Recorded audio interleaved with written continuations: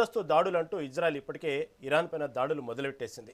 కాకపోతే ఇక్కడ ఈ దాడుల్లో అమెరికా కూడా భాగస్వామ్యం అవ్వడం ఇప్పుడు ఆందోళన కలిగిస్తుంది. మరి వీళ్ళ మధ్యన యుద్ధం ఏ పరిస్థితుల్లో దారితీసింది? ఇప్పటికే ఇరాన్ పైన దాడుల్లో ఒక స్కూల్ మీద దాడి జరగటం వల్ల, అక్కడ గర్ల్స్ స్కూల్ మీద దాడి జరగటం వల్ల ఇప్పటికే 36 మంది విద్యార్థులు కూడా చనిపోవడం చాలా విచారకరం. మళ్ళీ చివరికి అమెరికా కూడా దీంట్లో భాగం అవ్వటం వల్ల ఈ యుద్ధం ఎటువంటి దారి తీస్తాయి, పరిస్థితులు ఏంది, భవిష్యత్తులో ఈ యుద్ధ ప్రభావం మిగతా దేశాల మీద ఏ విధంగా పడే ప్రభావం ఉంది, ప్రముఖంగా మన భారతదేశం మీద ఎటువంటి ప్రభావం పడే అవకాశం ఉంది, ఇవన్నీ మనం ఇప్పుడు చర్చించడానికి సిద్ధంగా ఉన్నాం. మనతో పాటు ఇదే విషయం డిబేట్లో పార్టిసిపేట్ చేస్తున్నారు లక్ష్మీ నారాయణ గారు, ప్రముఖ ఎకనమిస్టు, అదేవిధంగా రామచంద్రమూర్తి గారు, ప్రముఖ ఎకనమిస్టు, అదేవిధంగా బండారు రామ్మోహన్ రావు గారు, రాజకీయ విశ్లేషకులు మరియు ప్రముఖ విశ్లేషకులు పుల్లరావు కూడా మనతో పాటు జాయిన్ అవుతారు కొద్దిసేపట్లో. ముందుగా లక్ష్మీనారాయణ గారి దగ్గరికి వెళ్దాం, ప్రముఖ ఎకనమిస్ట్ దగ్గర.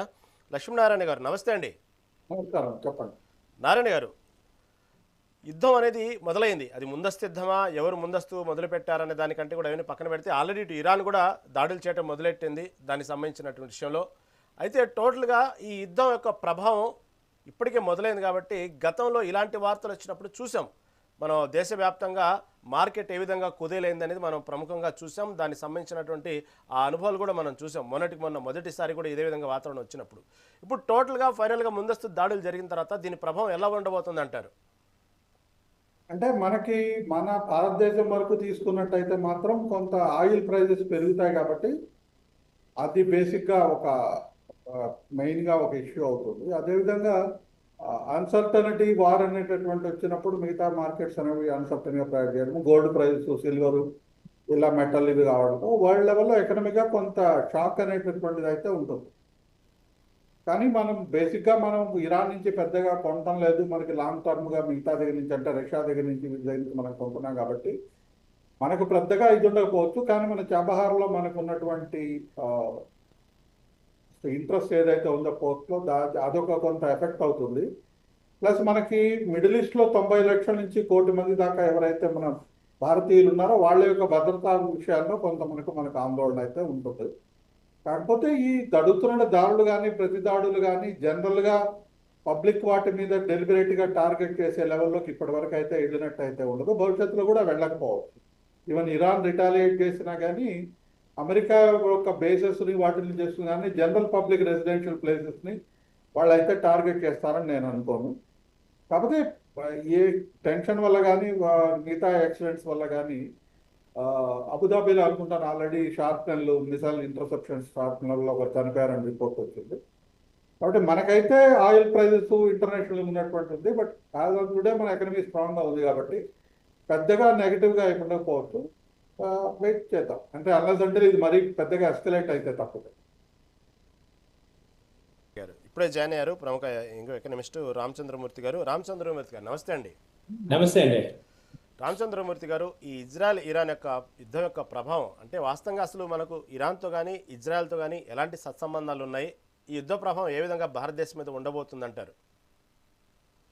యాక్చువల్గా యుద్ధం ఎక్కడ జరిగినా అండి వాళ్ళ వరల్డ్ మొత్తం కూడా ఒక గ్లోబల్ విలేజ్ అయిపోయింది. ముఖ్యంగా ఏంటంటే భారత్ వచ్చి 4th లార్జెస్ట్ గ్రోయింగ్ ఎకానమీ కాబట్టి ఎక్కడ ఏది మేజర్గా ఏది జరిగినా కానీ అంటే యుఎస్ఏకి రిలేటెడ్గా ఏది జరిగినా దాని ఇంపాక్ట్ ఇండియా మీద ఉంటుంది. ఎందుకంటే యుఎస్తో మనకి డీల్స్, ట్రేడ్ డీల్స్ అన్నీ ఉన్నాయి. అలాగే మిడిల్ ఈస్ట్తో మనకి బాగానే ట్రేడ్ డీల్స్ ఉన్నాయి. ఆల్రెడీ మనం లాస్ట్ 1 year నుంచి కూడా చాలా ఫేస్ చేస్తున్నాం. యుఎస్ శాంక్షన్స్, టారిఫ్స్ పెంచడం, అలాగే మనం రష్యా ఆయిల్ కొంటున్నామని ఒక దీంతో మన మీద చాలా నెగిటివ్గా వీళ్ళు చేయటం జరిగింది. అలాగే ఇప్పుడు యుఎస్ని చూస్తుంటే ఎలా ఉందంటే ఎటు 100% నమ్మే పరిస్థితి లేదు. మొన్న పాకిస్తాన్కి సపోర్ట్ చేసి మనకి యాంటీ అవుతుంది. ఎక్కడ చూసినా యుఎస్ బెనిఫిట్ కోసం ఎవరినైనా ఏదైనా చేసే పరిస్థితిలో ఉంది.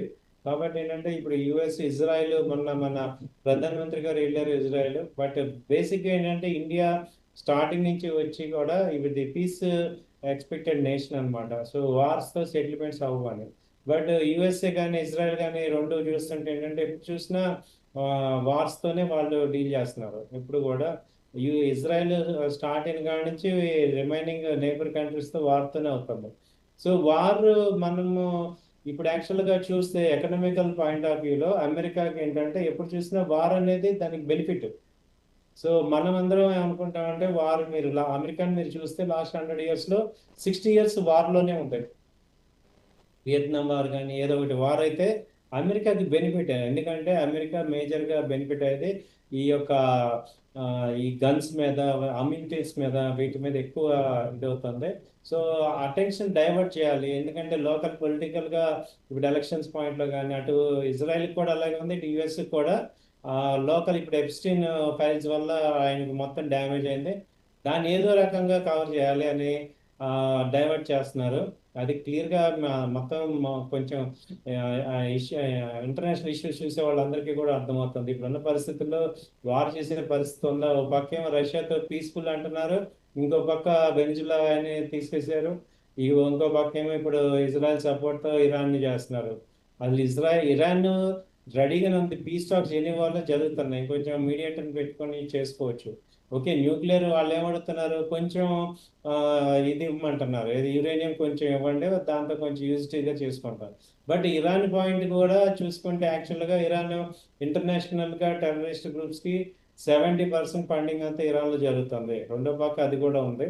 సో స్టార్టింగ్ ఇది ఇప్పుడు ఈ రెండు పరిస్థితుల్ని మనం ఒక తటస్థంగా చూస్తే, రెండు పక్కల చూస్తే జరుగుతుంది ఏంటంటే ఇరాన్ కూడా 70% టెర్రరిస్టులకు సపోర్ట్ చేసేది ఇరానే. అక్కడ ఆల్ ఖైదా ఇవన్నీ కూడా ఇరానియన్ గ్రూప్స్నే ఉన్నాయి. అలాగే యుఎస్తో చూసుకుంటే, అమెరికా చూసుకుంటే డైవర్ట్ చేయడానికి ఏదో ఒక ఇష్యూ కావాలి ఆయనకి. ఇప్పుడు ఎప్స్టైన్లో బాగా కురిగిపోయి ఉన్నాడు కాబట్టి ఈ రెండింటిని చూసి, అలాగే నేతన్యాహు కూడా లోకల్గా ఆయన మీద నెగిటివ్ ఉంది. ఆ సీటు కాపాడుకోవడానికి ఆయన యుద్ధాలన్నీ చేస్తున్నాడు. సో ఇది అర్థమవుతుంది ఏంటంటే ఇది ఒక 1 week 10 days ఇది ఒక మళ్ళీ ఒక ఇష్యూ లాగా క్రియేట్ చేయటం జరుగుతుంది. దీనివల్ల భారత్కి ఏం వస్తుందో ఏం పోతుంది అంటే మనకి పెద్దగా డ్యామేజ్ ఏం అవ్వదు. ఎందుకంటే ఆ స్టేజ్ దాటిపోయాం. ఇవాళ ఎవరు మన మీద సపోర్ట్ చేయకపోయినా, లేకపోతే ఎవరు చేసినా కానీ పెద్ద ఎఫెక్ట్ అయ్యే పరిస్థితి అయితే ప్రజెంట్ లేదు. ఒకప్పుడైతే చాలా ఎఫెక్ట్ అయితే ఉండేది. ఒకప్పటికి ఇప్పటికీ చాలా తేడా ఉంది. ఇండియన్ స్టాండ్స్లో కానీ, Indian dependency on other countries ఒకప్పుడు ఉండేది. ఇప్పుడు ఏంటంటే ఆ సిచ్యుయేషన్ మనం దాటి సెల్ఫ్ రెసిడెంట్కి వెళ్ళాము. చాలా కంట్రీస్ మనకి ఫేవర్ ఉన్నాయి, కొన్ని కంట్రీస్ స్ట్రాంగ్ కంట్రీస్ ఫేవర్గా లేకపోయినా కానీ ఎఫెక్ట్ అయ్యే పరిస్థితి అయితే ప్రజెంట్ లేదు. కొంచెం ట్రేడ్ డీల్స్ ఏమన్నా అవుతాయి తప్ప, ట్రేడ్లో అటు ఇటు అవుతుంది తప్ప, బట్ ఓవరాల్గా మనకు వచ్చిన స్టెబిలిటీకి కానీ మనకు వచ్చిన దీనికి కానీ పెద్ద ఎఫెక్ట్ అయితే లేదు. ఓకే ఓకే రామచంద్రమూర్తి, మళ్ళీ మీ దగ్గరకు వస్తానండి. లక్ష్మీనారాయణ గారు, ఇక్కడ మొన్న ఏదైతే ప్రధాని నరేంద్ర మోదీ మొన్న ఇజ్రాయెల్ పర్యటన ముగించుకొని రావడం జరిగింది, మొన్న 26వ తారీఖు బహుశా. అప్పటికు చేసుకున్నటువంటి ఒప్పందాల ప్రకారం, అది అంటే ఏ ఒప్పందాల్లో ప్రధానంగా ఇజ్రాయెల్ భారతదేశానికి ఒప్పందాలు కుదిరిని, అయితే ఇద్దరు మీద వాస్తవంగా చూసుకుంటే ఇజ్రాయెల్ కానీ భారతదేశం కానీ ఉగ్రవాదం మీద ప్రముఖంగా పోరాడాలి అనే దాని మీద ఎక్కువసేపు చర్చ జరిగినట్టు తెలుస్తూ ఉంది. ఆ తర్వాత ఎప్పుడైతే ఇక్కడ నరేంద్ర మోదీ పర్యటన ముగించుకున్న తర్వాత వెంటనే యుద్ధం మొదలుపెట్టడం వెనుక ఎటువంటి స్ట్రాటజీ ఉందంటారు?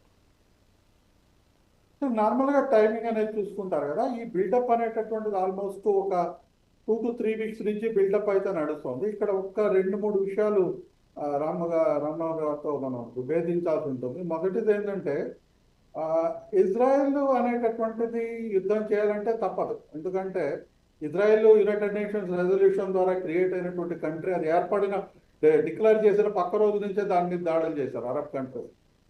కాబట్టి ఎగ్జిస్టెన్స్ అనేటటువంటిది హిస్టారికల్గా గత 100 సంవత్సరాలుగా హిట్లర్ చేసినటువంటి జెనోసైడ్ నుంచి బయటపడినటువంటి జ్యూస్ తన యొక్క భద్రత కోసం చాలా అంటే సెన్సిటివ్గా ఉండడం అనేటటువంటిది తప్పని పరిస్థితి అయింది. అదేవిధంగా ఇజ్రాయెల్ పర్టికులర్గా ఇజ్రాయెల్ మీద జరిగినటువంటి టెర్రరిస్ట్ దాడులకు కానీ, టెర్రరిస్ట్ ఆర్గనైజేషన్స్ కానీ ఇరాన్ యొక్క కంటిన్యూస్ సపోర్ట్. ఈరోజు కూడా హమాస్ దానికి పెయిన్ బ్యాకర్ ఇరాన్. కాబట్టి ఇది ఉన్నది.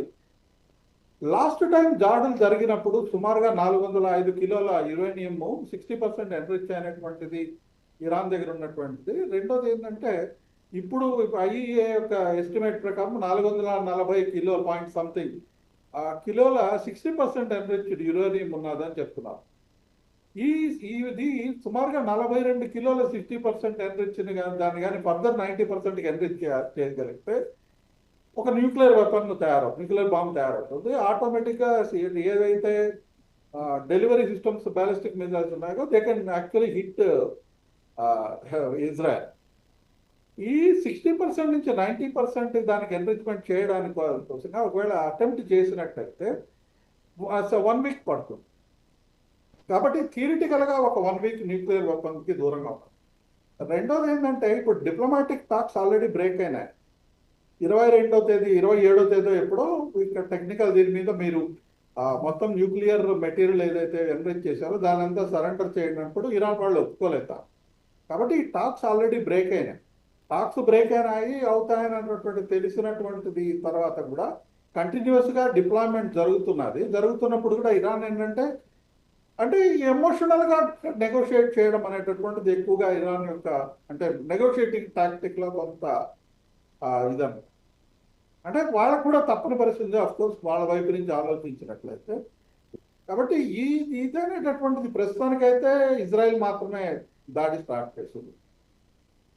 అమెరికా డైరెక్ట్గా other than aerial refuelling almost ఒక 100 ఏరోప్లేన్స్ డిప్లాయ్ చేస్తున్నారు రీఫ్యూలింగ్ వాటిని. ఈ డిప్లాయ్మెంట్కి ఏరియల్ రీఫ్యూలింగ్ వరకు అయితే ఇప్పుడు లేదా ఎలక్ట్రానిక్ వార్ఫేర్లో కానీ హెల్ప్ చేస్తున్నట్టుగా అంతకు తప్ప ఇంకేమి డైరెక్ట్గా ఇన్వాల్వ్మెంట్ యుఎస్ నుంచి అటాక్ జరిగినటువంటి అయితే మనకు ఐడియా లేదు. కాబట్టి ఇది కొంతవరకు జరుగుతుంది. ఇది చాలా ప్రిసైజ్గా జరుగుతుంది. కానీ ఈ వార్ ఆబ్జెక్టివ్స్ అనేటటువంటివి జరుగుతాయా లేదా అని మనం చెప్పలేము. మోస్ట్ ప్రాబ్లీ జరగకపోవచ్చు.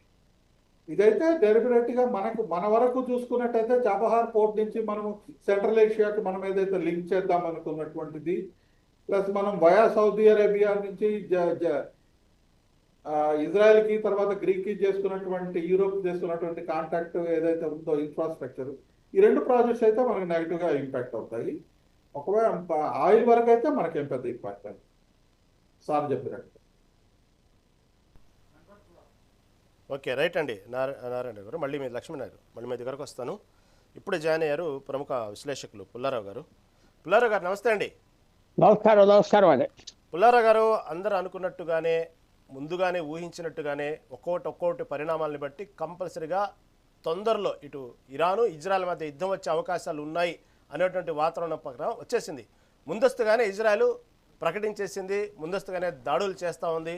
ఇటుపక్క ఇరాన్ కూడా ప్రతీకార దాడులు చేస్తున్నప్పటికీ కూడా దీంట్లో అమెరికా భాగస్వామ్యం అవ్వటం ఇప్పుడు ఒక రకంగా చెప్పాలంటే ఆందోళనకు గురి చేస్తుంది అంతా చూస్తుంటే. ఓ పక్క చూస్తే ఇరాన్ను అమెరికాతో చర్చలు జరుపుతున్నప్పటికీ కూడా ఇజ్రాయెల్ ముందస్తుగా దాడులు చేయటం వెనుక ఆంతర్యం ఏంటి, ఏమంటారు, విశ్లేషణ ఏంటి?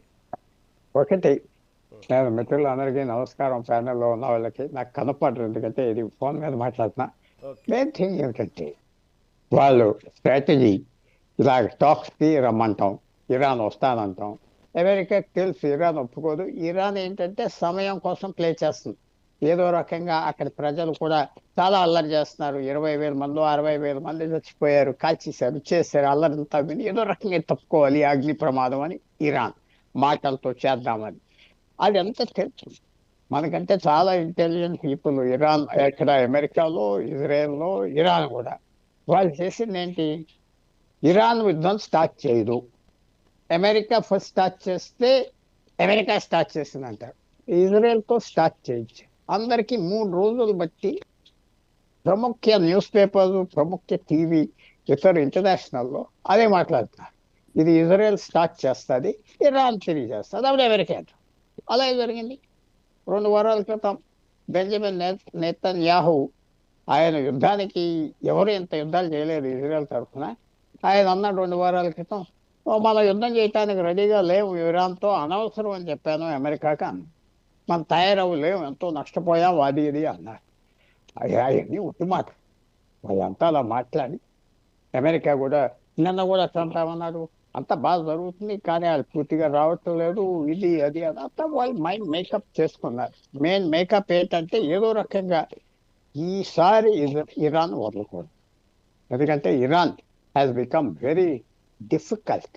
ఈ ప్రపంచంలో చాలా డిఫికల్ట్ అయిపోయింది ఇరాన్. డబ్బు ఉన్నది, ఇంటెలిజెన్స్ ఉన్నది, వాళ్ళ ప్రాంతాన్ని అంతా చేతిలో పెట్టుకున్నారు, అల్లరి చేస్తున్నారు ఏ దేశం వచ్చినా. అందువల్ల ఈ అవకాశం కోసం చాలా మంది చూస్తున్నారు. చాలా దేశం ఎలాగ ఇరాన్ నొక్కాలి, రెగ్యూమ్ చేంజ్ కావాలంటున్నారు డొనాల్డ్ ట్రంప్. అంటే ఆ గవర్నమెంట్ మార్చేయండి, మీ ఇష్టం వచ్చింది ఇంకోటి పెట్టుకోండి. 45 సంవత్సరాలు ఇస్లామిక్ గవర్నమెంట్, ఎలక్షన్ లేవు, పాలు లేవు, ఏం లేవు, ఆ చేతిలో పెట్టుకొని డబ్బు ఉన్నది ఇష్టం వచ్చినట్టు చేస్తున్నారు. అందువల్ల రెజీమ్ చేంజ్ కావాలంట. అది జరుగుతుందా జరగదా చెప్పలేం. యుద్ధాలు స్టార్ట్ అవేక ఎలాగెళ్తాయి, ఎవరు తీసుకెళ్తారు మనం చెప్పలేం. కానీ ఇప్పుడు అమెరికా కూడా అంటారు, మేము వాళ్ళని చేస్తాం వీళ్ళని చేస్తాం. ఇరాన్ అన్నది ఎంతవరకు చేయగలదు? ఒకవేళ అక్కడ ఉన్న ఎయిర్ క్రాఫ్ట్ క్యారియర్స్ 2 ఉన్నాయి, ఒక్కోటి $5 బిలియన్ ప్లేన్లు, అమెరికా ప్రెస్టీజ్. నిజంగా దాని మీద బాంబులు వేసి పూర్తిగా అటాక్ చేసేస్తారు ఇరాన్. పూర్తిగా సివిలియన్ పాపులేషన్ లేదు, పాడు లేదు, అన్నీ చేస్తారు. అందువల్ల ప్రస్తుత పరిస్థితి ఏంటంటే అది యుద్ధం స్టార్ట్ అవ్వాలి. ఇరాన్ వాళ్ళ మీద వేసేస్తాం వీళ్ళ మీద వేసేస్తాం అంటున్నారు. చూడాలి టెక్నాలజీ ఎంతవరకు ఉన్నది ఇజ్రాయెల్ దగ్గర, అమెరికా దగ్గర. Iran attacks, missile attacks nap చేయడానికి కొత్త యుద్ధాలు చేస్తున్నారు కదా. ఎసిమెట్రికల్ వార్ అంటే మీ దగ్గర ఎక్కువ బలం ఉన్నదా తక్కువ బలంతో చేయటానికి ఇరాన్ దగ్గర ఉన్నదా? ఇటు మాటల అన్ని బయటకు వచ్చేస్తాయి. సో అందువల్ల ఇది ఒక ఇంట్రెస్టింగ్ సిచ్యువేషన్. ఆఖరికి భారతదేశానికి ఏంటి అని చాలామంది అడిగితే నా అన్న ఫ్రాంక్గా ఇది వార్ అన్నాక ఇది అయ్యో పాపం కాదు, భారతదేశానికి మంచిది. ఇరాన్ 47 సంవత్సరాలు భారతదేశానికి వ్యతిరేకంగా చేసింది, పాకిస్తాన్కి డబ్బు ఇస్తుంది. మన పహల్గామ్లో 40 మంది చచ్చిపోతే వాళ్ళు ఇలాగే జరుగుతూ ఉంటాయి. కాశ్మీర్ నుంచి వెళ్ళిపోండి అన్నాడు అయతుల్లా ఖమేని. వాళ్ళు మనకు బంధువా ఏంటి? భారతదేశానికి ఇది స్పెక్టేటర్గా ఒక క్రికెట్ మ్యాచ్ చూసి ఆనందపడేటట్టుగా ఉన్నది. అంటే వార్ అంటే రక్తాలు కలిపిపోతాయి, అన్నీ కలిపిపోతాయి, నేను కాదంటలేదు. కానీ భారతదేశం ఇంట్రెస్ట్ ఈ వార్ జరగాలి, ఒక డిసిషన్ రావాలి. మనం చేయలేం, మా దగ్గర ఏం శక్తి లేదు, పక్క దేశాలను కూడా ఏం చేయలేం. ఇది వాళ్ళు ఎవరో చేస్తున్నారు. భారతదేశానికి బ్యాలెన్స్ అడ్వాంటేజ్ వస్తుంది.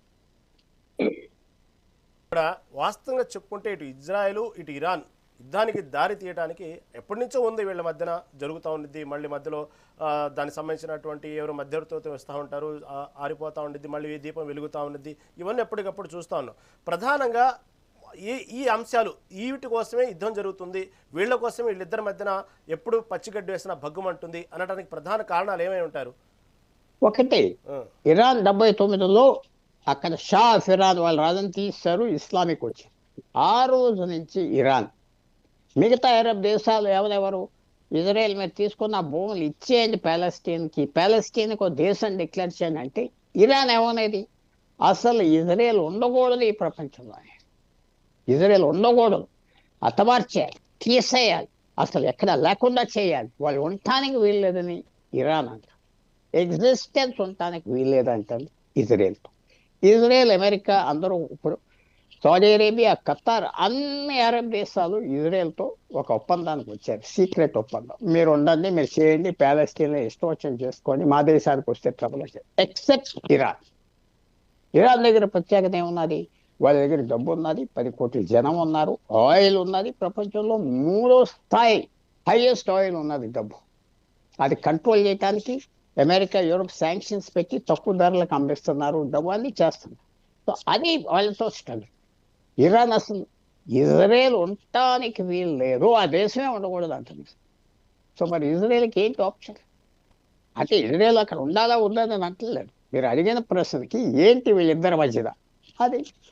ఇప్పుడు ఈ గవర్నమెంట్ మారిపోతే, ఆ క్లెరిజీ ముల్లా గవర్నమెంట్ పోతే పీస్ వస్తుందా చెప్పలేం. కానీ ఇజ్రాయెల్కి కొద్దిగా శాంతి వస్తుంది, అమెరికాకు కూడా శాంతి వస్తుంది. ఎస్, నార్త్ కొరియాకి, పాకిస్తాన్కి న్యూక్లియర్ వెపన్స్ ఉన్నాయి, పాకిస్తాన్కి 160 ఉన్నాయి. కానీ ఇరాన్ ఇంకో కేటగిరీలో ఉన్నారు. ఆ దేశాల కంటే చాలా అడ్వాన్స్ దేశం ఇరాన్. ఒకనప్పుడు ప్రపంచంలో పెద్ద ఫోర్స్, సో డబ్బు ఉన్నారు. సో అది చాలా ప్రమాదమైన పరిస్థితి వస్తుంది ఇరాన్. అందరూ మర్చిపోతున్నారు. 1980 ఇరాన్ వచ్చిన కొత్త 1 or 2 yearsలో ఇరాక్తో గొడవ పెట్టుకుని 10 లక్షల మంది చచ్చిపోయారు. ఇరాన్ తరఫు తుపాకీలు లేకుండా ఖురాన్ పట్టుకుని ఫైటింగ్ చేశారు ఇరాన్. 1 year జరిగింది ఫైట్, ఇద్దరు 10 లక్షల జనం చచ్చిపోయారు. అలాంటిది వస్తుందని అక్కడ అన్ని దేశాలకి భయం, బయటికి చెప్పరు. సౌదీ అరేబియాకి ఎక్కువ భయం ఇరాన్ మీద. సో ఇది దాని బ్యాక్గ్రౌండ్. ఈ యుద్ధం తేల్చేస్తుందా చెప్పలే, యుద్ధం ఎవరు గెలుస్తారు చెప్పలే, కానీ అందరూ వాచ్ చేస్తారు. ఇక్కడ సరే, ఇరాను ఇజ్రాయెల్ మధ్య మీరు చెప్పినట్టు ఎప్పటి నుంచో ఉన్నటువంటి సంబంధించినటువంటి అంశాలు, అనేక అంశాలు దీంట్లో ముడిపడి ఉన్నాయి. ఓకే, దీంట్లో అమెరికా పాత్ర ఏమిటి, అమెరికా జోక్యం ఏమిటి? అమెరికా ఎందుకు పదే పదే ఇరాన్ని వార్నింగ్ ఇస్తుంది? ఇప్పుడు ఈ దాడుల్లో కూడా భాగస్వామైంది అంటానికి ప్రధానంగా అసలు అమెరికా పాత్ర ఏంటి దీంట్లో? 79 నుంచి అమెరికాకి ఇరాన్కి సంబంధం లేదు. 79లో అమెరికన్ ఎంబసీని చుట్టబెట్టేసి సంవత్సరంన్నర వాళ్ళని బయటికి రానివ్వకుండా పెద్ద క్రైసిస్ జరిగింది అమెరికాకు. అక్కడ ఉన్న రాష్ట్రపతి కార్టర్ ఓడిపోయాడు. అమెరికాకు బలం లేదు. అప్పటి నుంచి వాళ్ళిద్దరికి సంబంధం లేదు. ఆ ఇద్దరు వేరే వేరే చూసుకుంటున్నారు. ఇరాన్ అంటే చాలా కేర్ఫుల్గా అమెరికా డీల్ చేస్తుంది. అమెరికా వెనకాల కనపడిపోయిన సౌదీ అరేబియా, ఇరాక్, ఈజిప్ట్, ముస్లిం సున్నీ దేశాలందరూ అమెరికాని ఇరాన్ కంట్రోల్ చేయాలి, మేము బయటికి రాలేము చెప్పడానికి కూడా వాళ్ళు ఉన్నారు. ఆయిల్ వెల్త్ ఉన్నారు. ఇరాన్ చైనాకి రష్యాతో సంబంధాలు ఉన్నాయి. బిగ్ పవర్, పెద్ద పవర్ సంబంధాల్లో పాల్గొంటాం. భారతదేశం మనం పెద్ద దేశమైనా చేయట్లేదు. ఎందుకంటే మనం ఆ షోక్ ఎఫోర్డ్ చేయలేం. ఇట అటా అనలేం, మన మధ్యదారి మీద వెళ్ళిపోవాలి. కానీ ఇరాన్ సైడ్స్ తీసుకున్నారు. అమెరికాని బిగ్ సేటన్ అని పెద్ద రాక్షస్ అని అస్తమానం అన్ని విషయాల్లో అంతా వస్తుంది. కాబట్టి వాళ్ళ విరోధం అలా కూడా. తర్వాత అమెరికాలో కూడా ఇరాన్ నుంచి వచ్చిన వాళ్ళు 10 లక్షల మంది 20 లక్షల మంది ఉన్నారు. పారిపోయిన వాళ్ళు కూడా గొడవ చేస్తున్నారు, మా స్వతంత్రం లేదు, ఇవన్నీ ఉన్నాయి. అటు ఈ గవర్నమెంట్ మారితే మేము కూర్చొని మాట్లాడుకుందాం అని డొనాల్డ్ ట్రంప్ అని వచ్చిన విషయం కూడా. డొనాల్డ్ ట్రంప్ అన్ప్రిడిక్టబుల్ మ్యాన్, అది మాత్రం అందరికి తెలుసు. ఏదైనా చేస్తాడు. ఈ 15 రోజులు కూర్చొద్దాం మాట్లాడదాం అన్నాడు. లోపల ఆల్రెడీ మైండ్ మేకప్ చేశారు. తర్వాత 2020లో నా జ్ఞాపకమే చెప్తున్నా, గూగుల్ కాదు, సులైమానీ అని హెడ్ ఆఫ్ కుడ్స్ ఫోర్స్ అంటే 150,000 మంది సైన్యం, సీక్రెట్ సర్వీసు, మెయిన్ ఫోర్స్ ఇరాన్లో ఆ రెజీమ్ని కాసేది. అతను 20 సంవత్సరాలు ఎదిగా ఉన్నాడు. వాళ్ళని చంపించేశాడు ఎయిర్పోర్ట్లో డొనాల్డ్ ట్రంప్. నేనే చంపాను వాడిని అన్నాడు. నేనే చంపాను అది. తర్వాత గత సంవత్సరంలో 10 మంది టాప్ లీడర్స్ ఇరాన్లో, ఇజ్రాయెల్ మీరు చూశారు కదా, రోబోట్స్తో, మషీన్స్తో చంపించింది, విషంతో చంపించింది, చిన్న చిన్న బాంబులతో చంపించింది. సో ఆ సిచ్యువేషన్కి వచ్చారు. ఇది ఏ పక్కనకి వెళ్తాది? ఖమేనీని పట్టేస్తారా? వాడు తప్పుకుంటాడా? ఇంకా బలంగా వస్తాడా? వాళ్ళ చేతిలో రహస్యం బాంబ్స్ ఉన్నాయా? China support చేసేస్తాదా? రష్యా కూడా ఏదో మాట్లాడి మీ వేళ ముందరకు వస్తుందా? చూడాలి. వార్ స్టార్ట్ అయింది. అడ్వాంటేజ్ వీళ్ళకే వాళ్ళకంటానికి వీళ్ళేదు. మీరు యుక్రెయిన్ రష్యా వార్ చూశారు. యుక్రెయిన్ చిన్న దేశమైనా 4 సంవత్సరాలు పోరాడుతుంది. ఏమవుతుందో మనం పేషెంట్గా చూడాలి. పెరగకుండా అవ్వాలి, అది మనం కోరాలి. కానీ యుద్ధం ఒకసారి స్టార్ట్ అయ్యాక ఆప్ చేసేది మాత్రం లేదు. ఫైనల్ రిజల్ట్ ఎలా ఉంటుందో తెలియదు. లాస్ట్ పాయింట్ ఏంటంటే, చాలామంది ఏమంటున్నారంటే అమెరికా ఇరాన్ మధ్యన ఒక ఒప్పందం వచ్చింది, కొన్ని రోజులు గొడవ పడదాం, తర్వాత పీస్ అందాం. అది నిజమా అబద్ధమా సమయమే చెప్తారు. ఓకే పుల్లారావు గారు, మీరు చెప్పినట్టుగానే కేవలం మనం ఎంతసేపటికి మనం ఇరాన్ సంబంధించినటువంటి ఏదైతే హిట్లర్ ధోరణి, నియంత్ర ధోరణి మనం చూస్తూ ఉన్నాము. ఇటుపక్క అమెరికా కూడా మెల్లిమెల్లిగా ఇటు చూస్తే మొన్నటికి ఉన్న వెనుజులా, ఇప్పుడు చూస్తే క్యూబా, ఇవన్నీ కూడా మెల్లిమెల్లిగా స్నేహం అంటూనే ఒక పక్క అటాకింగ్ మోడ్లోనే స్వాధీనం చేసుకుంటా ఉంది. దీనికి సంబంధించినటువంటి అంశాలు ప్రతి దాంట్లో తలదూరుస్తూ ఉంది. దీన్ని ఏమంటారు? అది అమెరికా ఉన్న సూపర్ పవర్ ఒకటే. కానప్పుడు 2 సూపర్ పవర్ ఉన్నాయి, రష్యా, అమెరికా. వాళ్ళవి. చైనా సూపర్ పవర్, ఆర్థికంగా సూపర్ పవర్ కాదు. చైనాకి ఎక్కడ ప్రపంచంలో ఒక బేస్ లేదు. అమెరికాకి 700 బేసెస్ ఉన్నాయి. 700 బేసెస్ అంటే ఎయిర్పోర్ట్స్, సైన్యాలు. మిడిల్ ఈస్ట్లో 50 ఉన్నాయని వాళ్ళు ఒప్పుకుంటారు, 200 ఉన్నాయని అందరు చెప్తారు. సో అమెరికా సూపర్ పవర్గా ఈవేళ కూడా ఉంది. సూపర్ పవర్ అంటే ఏంటి? మీకు డబ్బు ఉన్నదని కాదు. సూపర్ పవర్ అంటే నువ్వు సైన్యాన్ని పంపించి, ఇతర దేశాన్ని పంపించి యుద్ధం చేసే శక్తి ఉండాలి. అది చైనాకి లేదు, చైనా అస్సలు చేయదు. రష్యాకి చేసే శక్తి కానప్పుడు ఉన్నది, కానీ సోల్జర్స్ పంపించేది కాదు. సో ఈవేళ ఒకటే సూపర్ పవర్ ఉన్నది. క్యూబా అనే దేశం వాళ్ళకి 60 మైళ్ళ దూరంలో ఉన్నారు. నేను సహేన్సం అన్నా. అది 1812 నుంచి ఉన్న డాక్ట్రిన్, థియరీ అమెరికాలో. మా సౌత్ అమెరికా, నార్త్ అమెరికాలో వ్యతిరేకంగా ఉన్న దేశాలు మేము సహేన్సం. వెనుజులా కూడా అదే అప్లై చేశారు, తీశారు. ఇప్పుడు ఇరాన్ వచ్చేటప్పటికి ఒక ఒపోనెంట్. నార్త్ కొరియా కూడా ఒపోనెంట్. డొనాల్డ్ ట్రంప్ స్నేహం చేసుకున్నాడు, వాళ్ళిద్దరూ కలిసారు, తిరిగారు. కానీ నార్త్ కొరియాని హ్యాండిల్ చేయడం చాలా కష్టం, వాళ్ళ రోజుకి వెళ్తుంది. పాకిస్తాన్ కూడా న్యూక్లియర్ వెపన్స్ ఉన్నాయి, కానీ వాళ్ళు లొంగినట్టుగా ఉంటున్నారు కాబట్టి వాచ్ చేస్తున్నారు. సో అమెరికా వాళ్ళ పవర్ ఎగ్జర్ట్ చేసుకోవటానికి ఎప్పటి నుంచో ఈ సెంచురీ 100 సంవత్సరాలు 1945 బట్టి వాళ్ళు చేస్తారు. చాలా వరకు సాగింది. కొన్ని యుద్ధాలు ఓడిపోయారు. వియట్నాం వార్ చిత్తుగా ఓడిపోయారు, కానీ ఆఫ్ఘాన్ వార్ ఓడిపోయారు. కానీ పెద్ద దేశం డబ్బు ఉన్నది కాబట్టి కింద పడినా పట్టుకోకుండా దులిపేసుకుని వెళ్ళిపోతారు. భారతదేశం చేయలేదు. చైనా ఎందుకు రావట్లేదు ఇక్కడ యుద్ధానికి? దిగిపోయి దిగబడిపోతారని భయపడుతున్నారు. సో అమెరికా ఉన్న సూపర్ పవర్, వాళ్ళు ఇంట్రెస్ట్ కొన్ని చేసుకుంటారు. యుక్రెయిన్లను కావాలన్నారు, డెవలప్ చేస్తారు. ఎందుకంటే అది తమాషగా తీసుకోవటానికే ప్రయత్నం చేస్తారు. రష్యా దగ్గర బలం లేదు, చైనా బలం వాడుకోవటానికి లేదు, సైన్యాలు పంపించి ఓడిపోవటానికి చైనా సిద్ధంగా లేదు. చైనా ఏంటంటే వెపన్స్ పెట్టి భయపెట్టి యుద్ధం చేయొద్దు అంటారు. భారతదేశం మీద 4 సంవత్సరాల క్రితం లక్షల మంది సైనికులు, ట్యాంక్స్, ప్లేన్స్ తీసుకొచ్చేసారు టిబెట్కి, కానీ యుద్ధం చేయడానికి 2 సార్లు ఆలోచించారు. సో అమెరికాకి ఆలోచన లేదు, అగ్రెసివ్గా ఉన్నది. అందుకంటే లాస్ట్ పాయింట్, ఇజ్రాయెల్ అమెరికాకు లింక్ ఉన్నాయి. జూయిష్ పాపులేషన్ అమెరికాలో చాలా ధనవంతులే కాదు, యూనివర్సిటీలు, ఆర్ట్స్, పాలిటిక్స్, బిజినెస్ వాళ్ళే డామినేట్ చేస్తారు విశేషంగా. సో అందువల్ల వాళ్ళతో పెద్ద లాబీస్ ఉన్నాయి. సో డొనాల్డ్ ట్రంప్కి ఏ రాజకీయ నాయకుడైనా అమెరికాలో వాళ్ళతో తగు పెట్టుకోడు, వాళ్ళకి ఇజ్రాయెల్ ఇంపార్టెంట్. సో అది మీకున్న పిక్చర్. కనపడేది ఏంటంటే ఇప్పుడు ఇరాన్ తగ్గిపోతుందా, దూకుడుగా వెళ్తుందా? దూకుడుగా వెళ్తే వాళ్ళు దూకుడుగా వెళ్తారు. ఇజ్రాయెల్ స్టార్ట్ చేయించారు ఇజ్రాయెల్తో యుద్ధం, ఇరాన్ రీటాలియేట్. ఇప్పుడు అమెరికా స్టార్ట్ చేయలేదు, వాళ్ళు స్టార్ట్ చేయరు అన్నారు, ఇజ్రాయెల్తో స్టార్ట్ చేయించారు. తగు పెట్టుకోవడం ఎంత బలవంతుడు, అలా పెట్టుకున్నారు. కొంతమందికి టెక్నికల్గా తెలియనటువంటి ఒక విషయం ఏంటంటే, అసలు ఈ న్యూక్లియర్ సంబంధించినటువంటి విషయంలో ఇరాన్ దగ్గర ఉంటే ఆపు, అది వద్దు, దానికి సంబంధించిన విషయంలో మాత్రం దాడులు చేస్తామంటూ ఇజ్రాయెల్ హెచ్చరించడానికి ఇజ్రాయెల్కు ఉన్నటువంటి అధికారం ఏంది? ఆ దేశం సంబంధించి ఇరాన్లో న్యూక్లియర్స్ ఉంటే ఇజ్రాయెల్కి వచ్చిన ఇబ్బంది ఏంది?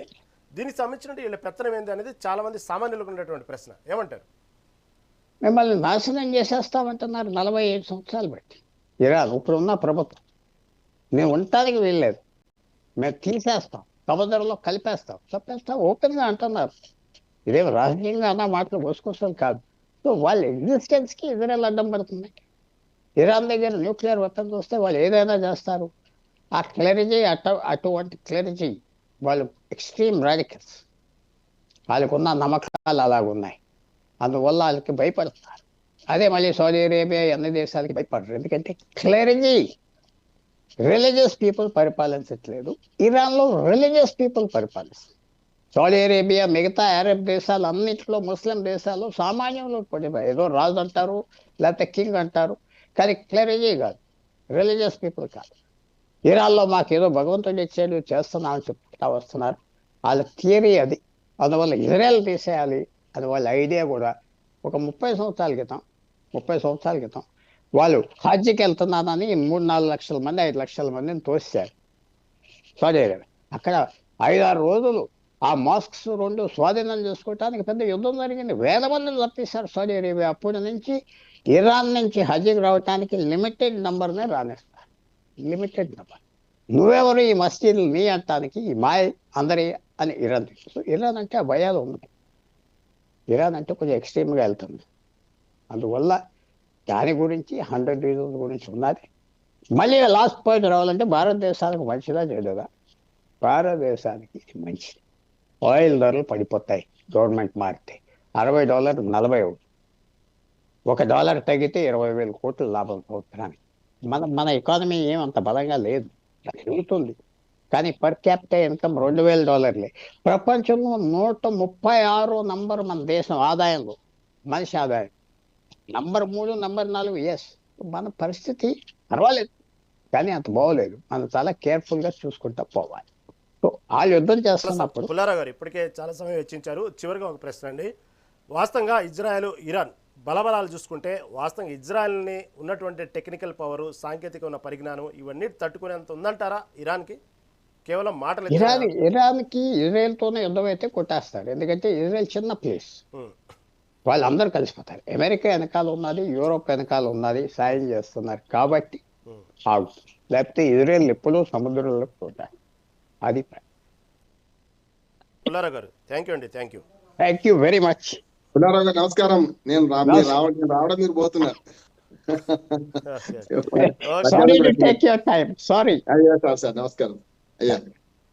ఓకే ఓకే రామ్మోహన్ గారు మళ్ళీ మీ దగ్గరకు వస్తాను. రామచంద్రమూర్తి గారిని తర్వాత మీ దగ్గరకు వస్తాను. చాలాసేపు వెయిట్ చేస్తున్నారు. రామచంద్రమూర్తి గారు ఇప్పుడు దాకా విన్నారు కదా పుల్లారావు గారి విశ్లేషణలో. మనం ఆర్థికంగా ఓకే గొప్పగా ఏమి లేము, 136 స్థానంలో ఉన్నాము, కాబట్టి అంతగా బాగున్నాము కానీ బలంగా లేము అనేటువంటి విషయాన్ని చెప్పుకొస్తా ఉన్నారు.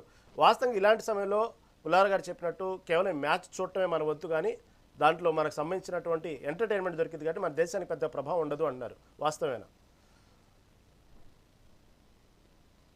రామచంద్రమూర్తి గారు? హోల్డ్లో ఉన్నారు. ఓకే రైట్,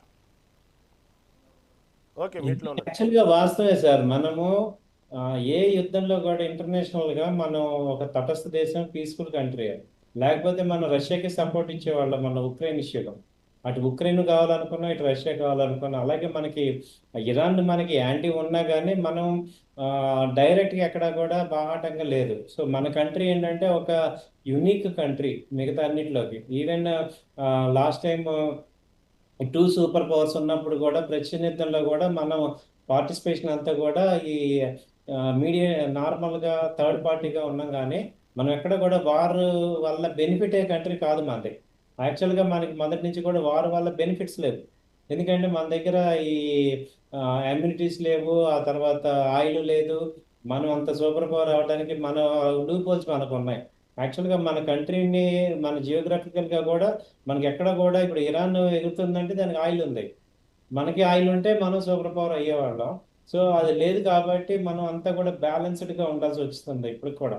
సో ఎవరితో కూడా మనం పెట్టుకొని సాధించేంత కెపాసిటీ అటు ఆయుధపరంగా కానీ ఇటు భౌగోళికంగా కానీ మనకి లేదు కాబట్టి మనం అలా స్లోగా వెళ్తున్నాము. కాబట్టి ఏంటంటే మనం ఇప్పుడు ఇరాన్తో కానీ అటు యుఎస్తో కానీ ఇజ్రాయెల్తో కానీ నార్మల్గా బయలాటరల్ రిలేషన్స్ మాట్లాడుకోండి, పీస్ఫుల్గా డీల్ చేసుకోండి. ఎందుకంటే మనకు కూడా పెద్ద 50-70 సంవత్సరాల నుంచి మనం ఫేస్ చేస్తున్న కాశ్మీర్ ఇష్యూ మనం సూపర్ పవర్ అయితే ఇమీడియట్గా సాల్వ్ చేసేవాళ్ళం. సో మనకి ఇంటర్నేషనల్గా సపోర్ట్ కావాలి, వాళ్ళతో వీళ్ళతో కావాలి, ఇవన్నీ ఉన్నాయి కాబట్టి మనం ఎలా అంటే అంత స్ట్రాంగ్ ఇంకా ఏ రకంగా కూడా ఇంకా చాలా టైం పడుతుంది మనం స్ట్రాంగ్ అవడానికి. కాబట్టి ఏంటంటే మనం ఇప్పుడు ఇరాన్ లేకపోతే యుఎస్ఏ, ఇజ్రాయెల్ ఎవరికి సపోర్ట్ ఇచ్చే పరిస్థితి లేదు.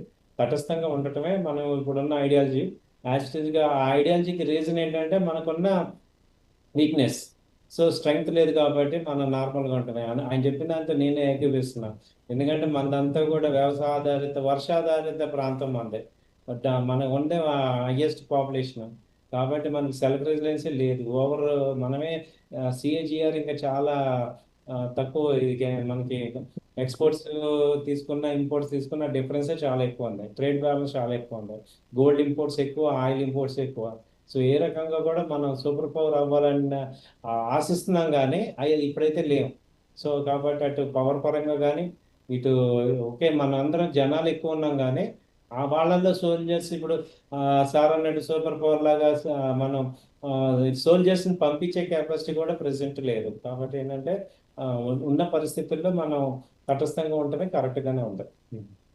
ఓకే రైట్ అండి. ఇప్పుడే జాయిన్ అయ్యారు బండారు రామ్మోహన్ రావు గారు, ప్రముఖ రాజకీయ విశ్లేషకులు. రామ్మోహన్ రావు గారు నమస్తే అండి. నమస్కారం రహీం గారు, చెప్పండి. రామ్మోహన్ రావు గారు, ఇరాన్ ఇజ్రాయెల్ ఈ యుద్ధంలో తీసుకుంటే గతంలో కూడా మనం చూసాం. ఇటు పక్క ఇరాను అమెరికాతో సంబంధించినటువంటి ఏదైతే మధ్యవర్తిత్వం గురించి మాట్లాడుతూ లేకపోతే దానికి సంబంధించినటువంటి వ్యవహారం నడుపుతున్నప్పుడే గతంలో కూడా ఇదే విధంగా ఇజ్రాయెల్ దాడులు చేసింది. మళ్ళీ ఇప్పుడు అమెరికాతో మాట్లాడుతుండగానే మళ్ళీ దాడులు చేసింది.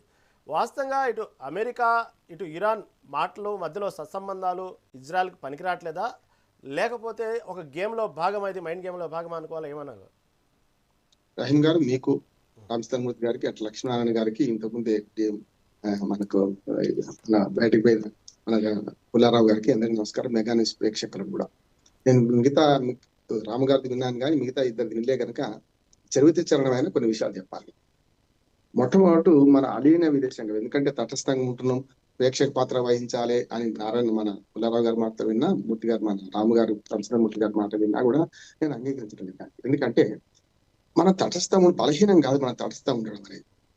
మొట్టమొదటి మన భారత ప్రధాని అలీన విదేశాంగ విధానం తీసుకొచ్చి మార్షల్ టీటో ఇంకా 5 కలిసి తీసుకొచ్చిన విధానం అది ఇవాటికి నెహ్రూ నుంచి మోడీ వరకు అమలు అవుతుంది. దాన్ని మనం అర్థం చేసుకోవాలి. మన తటస్థం ఉండే చేతగా కాదు, పనికి రాక కాదు అంటున్నాను నేను. మన భారతదేశం తక్కువ అంచనా వేసుకోవడం. మోడీ గాని మనకు ఈనాడు మోడీ వరకు నెహ్రూ గాని ఇందిరాగాంధీ గాని లాల్ బహదూర్ శాస్త్రి గారి మధ్య 18 నెలలు ఆయన గాని రాజీవ్ గాంధీ పివి నరసింహారావు ఎవరి వాజ్పేయి గారు ఇక్కడి ఇప్పుడు మోడీ గారి వారు కూడా మనము మన అలీన విదేశాంగ విధానం మనం శ్రీరామ లక్ష్యం నెంబర్ 1. ఉదాహరణకు చెప్పాలంటే ఉక్రెయిన్ రష్యా యుద్ధంలో తటస్థంగా ఏం లేవు. చాలా వరకు మనం ఇద్దరిని మందలిస్తున్నాం, ఇద్దరి విషయం చెప్తున్నాం. అట్లాగే ఇంతెందుకు కల్నల్ గడాఫీని పాలస్తీనా ఇజ్రాయెల్ మనకు మన హమాస్ గజా యుద్ధం లేకపోతే పాలస్తీనా చూసుకుంటే పాలస్తీనా కల్నల్ గడాఫీని మనం ఇందిరాగాంధీ ఆమె పిలుచుకున్నాం ఇక్కడికి. మరి ఇజ్రాయెల్ కోపం రాలేదే. మన ఆపరేషన్ సింధూర్లో ఇజ్రాయెల్ మన వైపు నిలిచింది, పూర్తిగా డైరెక్ట్ నిలిచింది మన వైపు. ఇవాళ ఇరాన్ విషయంలో కూడా మనం తటస్థంగా ఏం లేవు, కొన్ని విషయాలలో కట్టర్గా ఉన్నామంటున్నాం. ఎందుకంటే ఐక్యరాజ్య సమితి ఈ మధ్యలో ఐక్యరాజ్య సమితిలో ఒక తీర్మానం ప్రవేశపెట్టింది అమెరికా. ఏమనంటే అంతర్యుద్ధంలో ఇరాన్ ప్రజల్ని అది హింసిస్తున్నది, అది మానవ హక్కుల ఉల్లంఘన, దీన్ని ఖండించాలి, వాళ్ళ అంతర్యుద్ధంలో వాళ్ళ ప్రజలను వాళ్ళు హింసించుకునే దాన్ని ఖండించాలి అని చెప్పి ఒక తీర్మానం ప్రవేశపెట్టింది. 24 దేశాలు అమెరికాకి సపోర్ట్ చేసింది, ఇంక్లూడింగ్ యూరోపియన్ కంట్రీస్ కొన్ని అన్ని కూడా. ఒక 14 దేశాలు నా ఇద్దరు ఎటు కాకుండా పోయినాయి. కానీ పాకిస్తాన్ కు మన శత్రుత్వం వేరే ఉండొచ్చు, కానీ మనము పాకిస్తాన్ ఇంకో 2 దేశాలు పేరు జ్ఞాపకం 4 దేశాలు మాత్రమే ఇవాళ ఇరాన్ కు అనుకూలంగా ఆ తీర్మానానికి వ్యతిరేకంగా ఓటు వేసిన మనం తటస్థంగా ఎక్కడ ఉన్నట్లెక్క మనం ఇరాన్కి అనుకూలంగానే కదా వేసింది. అందుకని ఏమంటున్నానంటే ఇవన్నీ కూలంకషంగా ఆలోచన చేస్తే ఇప్పుడు ఇరాన్ ఇజ్రాయిల్ యుద్ధము సూత్రధారి పాత్రధారు ఇద్దరు సంగతి చెప్తాను. సూత్రధారి ఏమో అమెరికా, పాత్రధారి ఇజ్రాయెల్. ఇజ్రాయెల్ భుజాల మీద తుపాకీ పెట్టి అమెరికా పేలుస్తుంటది. కానీ అమెరికా పరోక్షంగా కాదు ప్రత్యక్షంగా యుద్ధం చేసింది.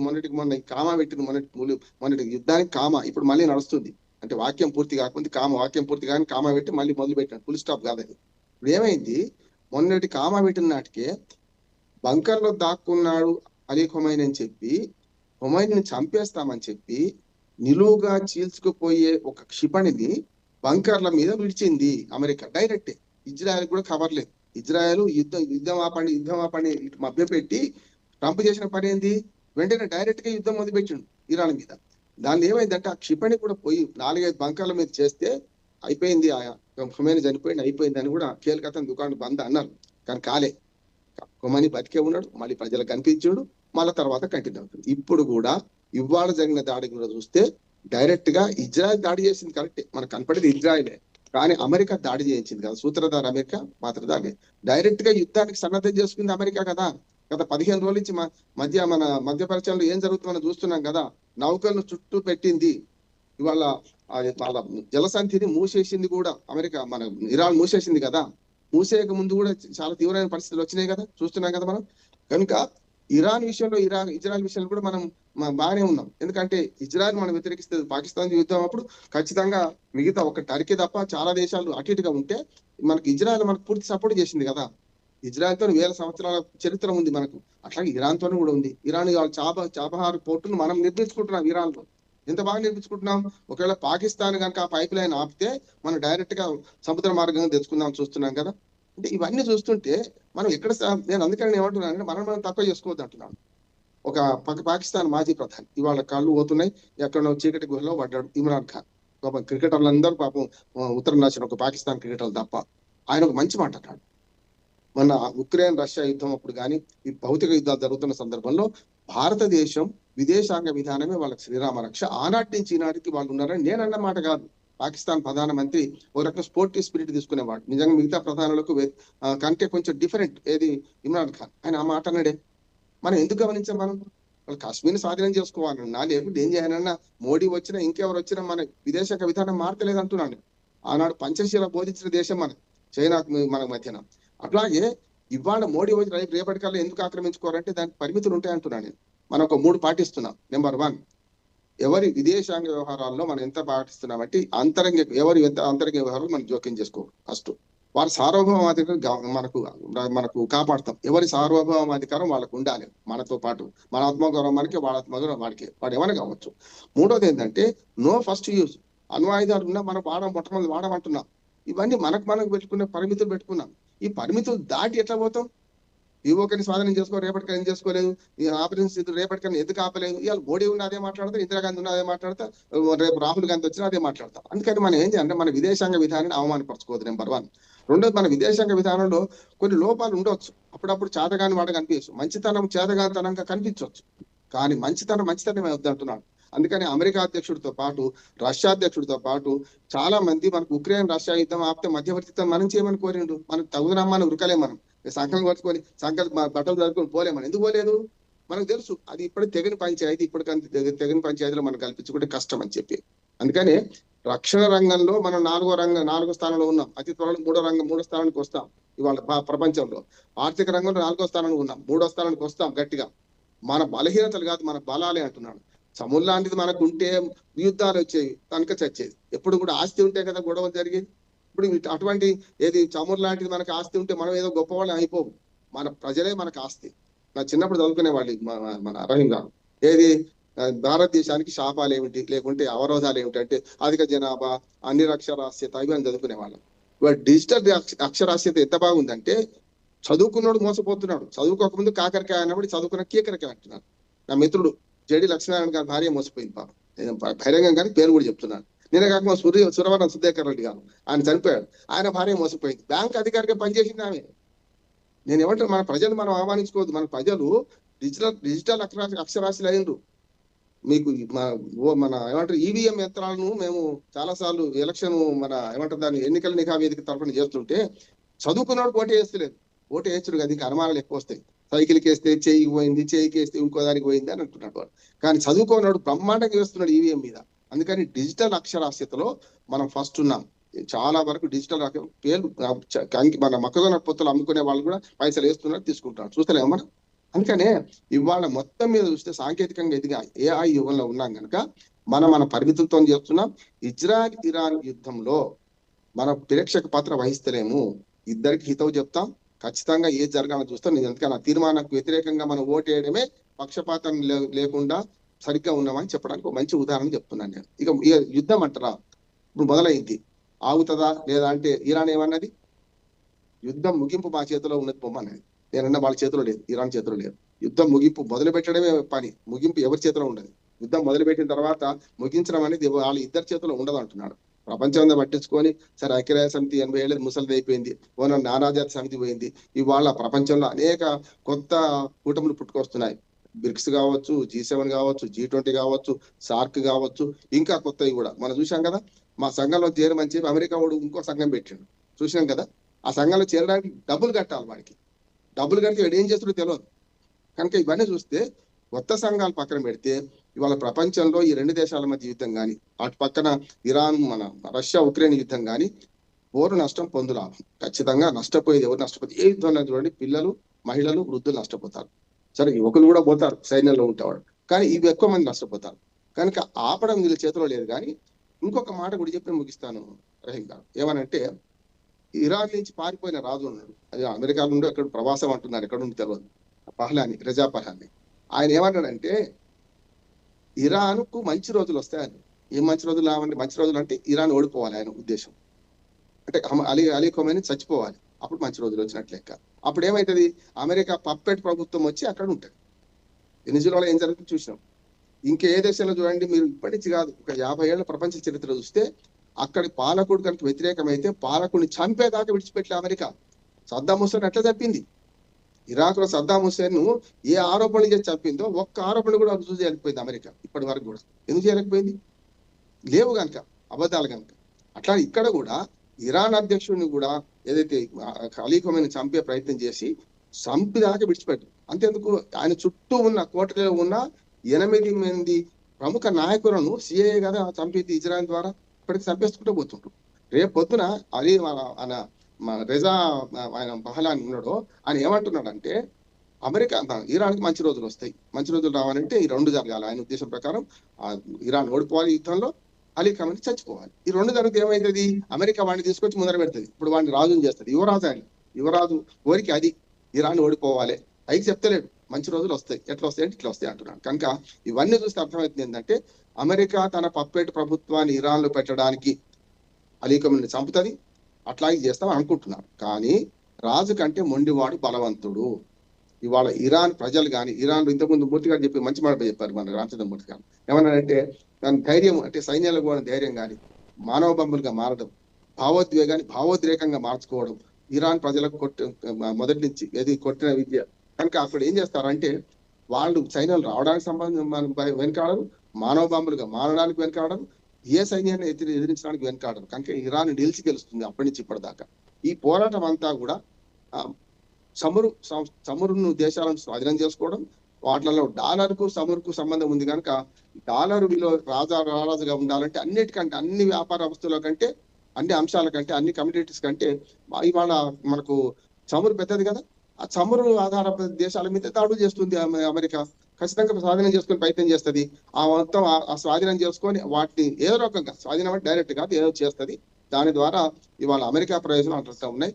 పెద్దన్న పాత్ర పోస్తున్న అమెరికాకు ఒక ప్రశ్న మనం వేసి ముగిస్తాను నేను. ఇవాళ మీరు ఆయుధాలు సంపాదించుకుంటే ఆయుధాలు, మీరు అణు ఆయుధాలు మీ దగ్గర ప్రపంచాన్ని 35 సార్లు నాశనం చేసే ఆయుధాలు మీ దగ్గర తప్పుగా మీరు పత్తిత్తు. కానీ ఇరాన్ వాడు దానికి ఆయుధాలు సంపాదించుకుంటే నువ్వు ఎందుకు తప్పడుతున్నావు అంటే ఏమన్నట్టు, అంటే ఆయుధాలు నీ దగ్గరనే ఉండాలి. అందుకని ఇవన్నీ చాలా చూస్తే అమెరికా పెద్దన్న పాత్రతో ప్రపంచ పోలీసుగా వ్యవహరిస్తుంది, ఇరాన్ అణిచివేసే ప్రయత్నం చేస్తుంది. దీనిలో మనం ప్రేక్షక పాత్ర ఏం వహించాం, ఇవాళ కాకపోతే రేపు కాకపోతే సమయం వచ్చినప్పుడు స్పందిస్తాం. రైట్ అండి రామ్మోహన్ గారు. లక్ష్మీనారాయణ గారు చెప్పబోతున్నారు. నారాయణ గారు చెప్పండి. ఇక్కడ 2-3 విషయాల్లో క్లారిఫై చేయాల్సి ఉన్నది. మొదటిది ఏంటంటే, ఇరాన్కి న్యూక్లియర్ వెపన్స్ తీసుకున్నట్టయితే అమెరికా దగ్గర ఉన్నాయి కదా, కాకపోతే ఇరాన్ తీసుకుంటే ఏంటి సమస్య అనేది రామ్మోహన్ రావు గారు. ఇరాన్ న్యూక్లియర్ నాన్ ప్రొలిఫరేషన్ ట్రీటీలో నాన్ న్యూక్లియర్ పవర్ కింద సిగ్నేచర్ చేసింది. కాబట్టి ఇరాను తనంతట తానే న్యూక్లియర్ వెపన్స్ తయారు చేయను అన్నటువంటిది ప్రపంచానికి ఒక మాట ఇచ్చింది. ఇది మొదటి విషయం. Non proliferation treaty non nuclear power కింద సిగ్నేచర్ చేసిన తర్వాత న్యూక్లియర్ వెపన్స్ను డెవలప్ చేయడం అనేటటువంటిది ఇరాన్ అలౌ కాదు. ఇరాన్కి అధికారం లేదు, అది కోల్పోయింది. రెండోది, ఇరాన్లో ఉన్నటువంటి న్యూక్లియర్ ఫెసిలిటీస్ని కానీ వాటిల్ని కానీ as a non nuclear weapon power కిందనే వాటిని ఎస్టాబ్లిష్ చేయడానికి మిగతా కంట్రీస్ ఇంక్లూడింగ్ అప్పుడున్న సోవియట్ యూనియన్ కానీ వీళ్ళందరూ. మూడవది ఏంటంటే, న్యూక్లియర్ వెపన్స్ కోసం అవసరమైన 3 to 5% న్యూక్లియర్ పవర్ కోసం ఎన్రిచ్మెంట్ ఉన్నటువంటి యురేనియంని 60% పైగా వీళ్ళు ఎన్రిచ్ చేసి 440 కిలోల వరకు ఉంచారన్నది నేను ఇందాక చెప్పడం జరిగింది. ఇది ఆల్మోస్ట్ ఇంటర్నేషనల్గా ఒప్పుకున్నట్టు. ఒక వారం లోపల న్యూక్లియర్ వెపన్స్ని తయారు చేసి కనీసం 10 న్యూక్లియర్ వెపన్స్ని తయారు చేయడానికి రెడీగా ఉన్నది అన్నటువంటిది ఖచ్చితంగా మనకి జనరల్ పబ్లిక్లో ఉన్నటువంటి ఐడియా. కాబట్టి ఇరాన్ అనేటటువంటిది ఇంకోటి కూడా 1929 యుఎన్ రెజల్యూషన్ 2010లో పాస్ అయినటువంటి రెజల్యూషన్ ప్రకారంగా న్యూక్లియర్ దీనికి వచ్చినటువంటిది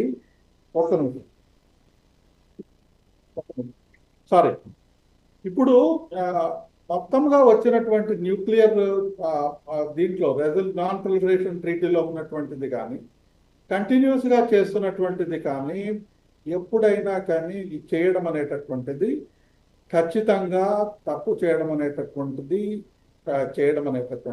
2025లో కూడా వచ్చినటువంటి రెజల్యూషన్ ప్రకారంగా యునైటెడ్ నేషన్స్ సెక్యూరిటీ దాని ప్రకారంగా వీళ్ళు బెలిస్టిక్ మిసైల్స్ ఉపయోగించడం కానీ డెవలప్ చేయడం కానీ ఆ రోజు యునైటెడ్ నేషన్స్ రెజల్యూషన్లో క్లాజ్ 9లో క్లియర్ కట్గా ఉంది. కాబట్టి బెలిస్టిక్ మిసైల్స్ టెక్నాలజీని డెవలప్ చేయడం కానీ చేయకూడదు అన్నటువంటిది United nations security council resolution 15 సంవత్సరాల నుంచి ఉన్నది. అదేవిధంగా 2015 వరకు వచ్చినటువంటి శాంక్షన్స్ కానీ ఆ శాంక్షన్స్ మళ్ళీ నెగోషియేట్ అయ్యి ఇచ్చేసినప్పుడు 2005లో ఫాల్ బ్యాక్ కింద వచ్చినటువంటి రెజల్యూషన్ కానీ సెప్టెంబర్ 2025 నుంచి కూడా శాంక్షన్స్ రీఇంపోజ్ చేసినప్పుడు కానీ ఇవన్నీ క్లియర్ కట్గా లీగల్ బ్యాకింగ్ ఉన్నారు. శాంక్షన్స్ ఉండడం, వీళ్ళు న్యూక్లియర్గా ఇష్టం వచ్చినట్టు ప్రవర్తించడం అనేటువంటి ఐఈఏలో గత వచ్చినటువంటి నెగోసియేషన్స్ కానీ తర్వాత కానీ క్లియర్ కట్గా నెగోసియేషన్స్ బ్రేక్ అయిన తర్వాత మాత్రమే ఈ మిలిటరీ యాక్షన్ అనేటటువంటి జరిగింది. నెగోసియేషన్స్ ఉన్నంత వరకు జరగలేదు. 2-3 రోజుల కిందనే మేము నెగోసియేషన్స్ బ్రేక్ చేస్తున్నాము, మీరున్నటువంటి న్యూక్లియర్ ఫ్యూయల్ ఏదైతే 60%లో ఎన్రిచ్ చేసినటువంటిది 100% బ్యాక్ చేయండి అని చెప్పిన తర్వాత 10 days నోటీస్ ఇవన్నీ వచ్చిన తర్వాత మాత్రమే ఇది బ్రేక్ అయింది. కాబట్టి ఈ యుద్ధం స్టార్ట్ అయ్యేటటువంటి లేదా ఈ అటాక్ స్టార్ట్ అయినటువంటి నెగోసియేషన్స్ పెండింగ్లో లేవు. అది కరెక్టా కాదా అని చెప్పింది కాదు, టెక్నికల్గా నెగోసియేషన్స్ బ్రేక్ అయినాయి. నెగోసియేషన్స్ బ్రేక్ అయినాయి. ఈ ఎన్రిచ్మెంట్ వీటికి ఉన్నటువంటి ఏదైతే థ్రెట్ అయితే ఏదైతే ఉన్నదో ఇది ఎగ్జిస్టింగ్ అవ్వదు.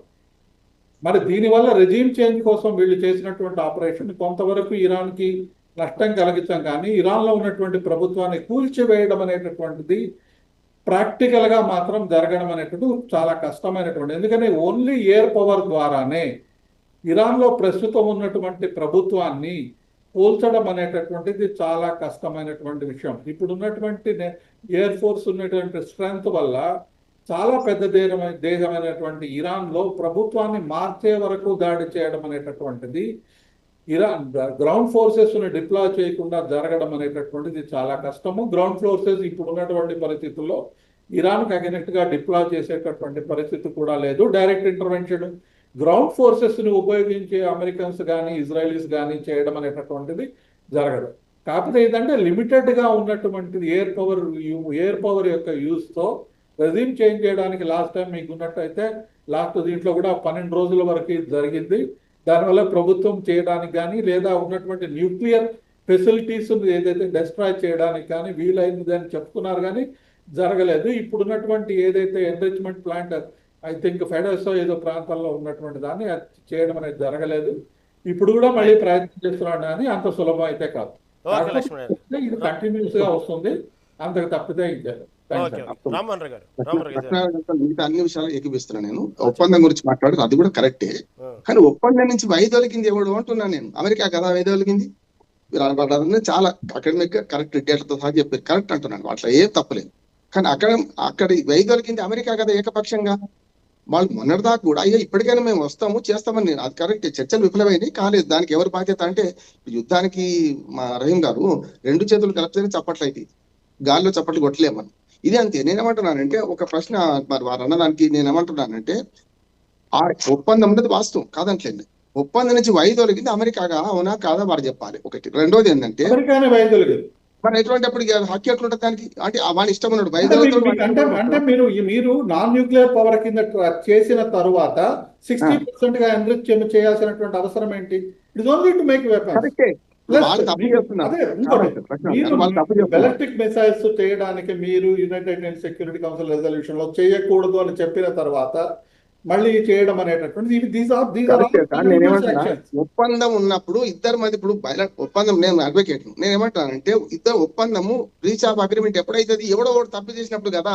నువ్వు అమెరికా తప్పు చేసింది అంటున్నాను, వైదొలిగడం తప్పు, ఏకపక్షంగా వైదొలిగింది అమెరికా, అది తప్పు కాదా? ఇప్పుడు వీళ్ళు చేస్తున్నారు తప్పే. ఇప్పుడు చేసిన తప్పు ఎవడు చూస్తలేడు, కోసిన ముక్క అందరూ చూస్తున్నారు అంటున్నాను. చేసిన తప్పు అమెరికా, కోసిన ముఖ్యమో ఇప్పుడు మనకు ఇరాన్ మీద మీ పెత్తనం ఏంది అని అడిగే ముందు నేనేమంటున్నానంటే నిజంగానే మీరు అన్నది కరెక్ట్, ఒప్పందం కుదుర్చుకున్నది. ఆ ఒప్పందాన్ని బ్రీచ్ ఆఫ్ అగ్రిమెంట్ ఎవరు చేసిండు? అమెరికా కాదా అంటున్నాండి. చేస్తే నైతిక హక్కు ఎక్కడ ఉంటుంది? అంటే మీ ఇష్టం నుండి బయటకు పోతాడు, మీ ఇష్టం నుండి మళ్ళీ వచ్చి ఎంటర్ అయ్యి సంతకం పెడతావా లేదా అని మెడ మీద కత్తి పెడితే ఎట్లా సాధ్యం అయితే అంటున్నాను. ఇంకో మాట కూడా అమెరికాతో అంటున్నాను. అమెరికా ఏ వ్యవస్థను గౌరవించింది? ఐక్యరాజ్య సమితిలో ఉన్న ఏ వింగ్కైనా WHO కరోనా దానికి కారణం చైనా అని చెప్పి, చైనా అనలేదని చెప్పి WHO నిధులు ఆపించారు లేదా? అసలు ప్రపంచంలో ఏ వ్యవస్థను గౌరవిస్తుందా అమెరికా? తన ఆధిపత్య ధోరణితో డబ్బులు ఇచ్చి లేకపోతే చందాలు ఇచ్చి చేస్తున్నదే అది కూడా మానేస్తుంది. ఇప్పుడు ప్రపంచంలో ఏ వ్యవస్థను గౌరవిస్తుంది ఈ అగ్రిమెంట్ తో సహా అంటున్నారు. మీరేం గౌరవించకపోతేనేమో మీ ఇష్టం, రాజు తప్పు చేయడు అన్నట్టు అమెరికాకు రాజు కాదు. ఇవాళ ఉండొచ్చు, ఇంకోటి ఉండొచ్చు. కానీ అమెరికా అధ్యక్షులు ఎవరున్నా, లక్ష్మణ్ గారు మీ గౌరవం ఉంది నాకు, ఏమంటా అంటే అమెరికా అధ్యక్షులు ఎవరున్నా సరే వాళ్ళు ఇదే పని చేస్తున్నారు, ప్రపంచాన్ని ఆధిపత్య ధోరణితో అణిచివేస్తున్నారు. మనము ఒక చిన్న శత్రువు పెద్ద శత్రువుని చూస్తే, ఇద్దరి మధ్యన చూస్తే ఒక బలహీనుడికి ఎప్పుడు కూడా గాంధీ గారు ఏమనేవారు, మనం చేసే పని ఏదైనా ఉంటే అత్యంత పేదవారికి, అత్యంత కింది వాడికి సహాయం అవుతుందా కదా ఆలోచించమంటారు. నేనేమంటున్నానంటే ఇరాన్ తప్పే, ఇరాన్ ఉగ్రవాద దేశం అంతర్గతంగా నాశనం చేస్తుంది. అలీ అయోధ్యలో కమైన నుంచి ఇప్పటిదాకా అనేక రకాలు. అమెరికా గతంలో అయోధ్యలో కమైన తర్వాత వాడిని పెట్టింది కదా పప్పెట్టు, వాడిని చాలగలిగిందా? ఆఫ్ఘనిస్తాన్ ఏమైంది అమెరికా పని, రష్యా పని ఏమైంది ఆఫ్ఘనిస్తాన్ లో? చూస్తున్నాం కదా ప్రపంచ పరిణామాలు. నేనేమంటున్నానంటే రష్యా మన ఇరాన్ మంచిదని నేను అంటలేను. అమెరికా చేసే దుశ్చర్య అగ్రిమెంట్ వైదొలిగింతాను, నా ఇష్టం ఉన్నప్పుడు వస్తా మళ్ళీ అగ్రిమెంట్ చేసుకుందాం మనం అంటే అది యాక్చువల్ గా వాయిడ్ అగ్రిమెంట్, అది అయిపోయింది. కొత్తగా అగ్రిమెంట్ చేసుకుంటే మళ్ళీ కొత్త షరతులు ఉండాలి, పాత షరతులు పనికి రామంటున్నాడు. అంటే వాళ్ళకి ఇష్టం ఉన్నప్పుడు అదే షరతులు వర్తిస్తాయి అంటున్నారు, ఇష్టం లేనప్పుడు ఏమి షరతులు వర్తించాయి అంటారు, ఎట్లా అంటున్నాను నేను. అది ఎంతకన్నా రైట్ అండి, రైట్ రామ్మోహన్ రావు గారు, సమయం చాలా అయిపోయింది. చర్చలో పాల్గొన్నందుకు లక్ష్మీనారాయణ గారికి, అదేవిధంగా రామచంద్రమూర్తి గారికి, బండారు రామ్మోహన్ రావు గారికి, పుల్లారావు గారికి ధన్యవాదాలండి. ఇది ఓవరాల్గా చూసుకుంటే ఇటు మొత్తం మీద ఎటు చూసినా యుద్ధ వాతావరణం నెలకొంది. ఓ పక్క చూస్తే ఇజ్రాయిల్ ఇరాను, ఇంకో పక్క చూస్తే ఉక్రెయిన్ రష్యా, ఇప్పుడు చూస్తేనేమో ఆఫ్ఘనిస్తాన్ పాకిస్తాన్. ఈ విధంగా ఎటు చూసినా యుద్ధ వాతావరణం కనబడతా ఉంది దేశవ్యాప్తంగా. నటు చూస్తున్న నలువైపుల నుంచి ఈ పరిస్థితిలో ఇరాను ఇజ్రాయెల్ యుద్ధం ఎటు దారి తీస్తుందో చూడాలి. చూస్తూనే ఉండండి మెగా నైన్ టీవీ.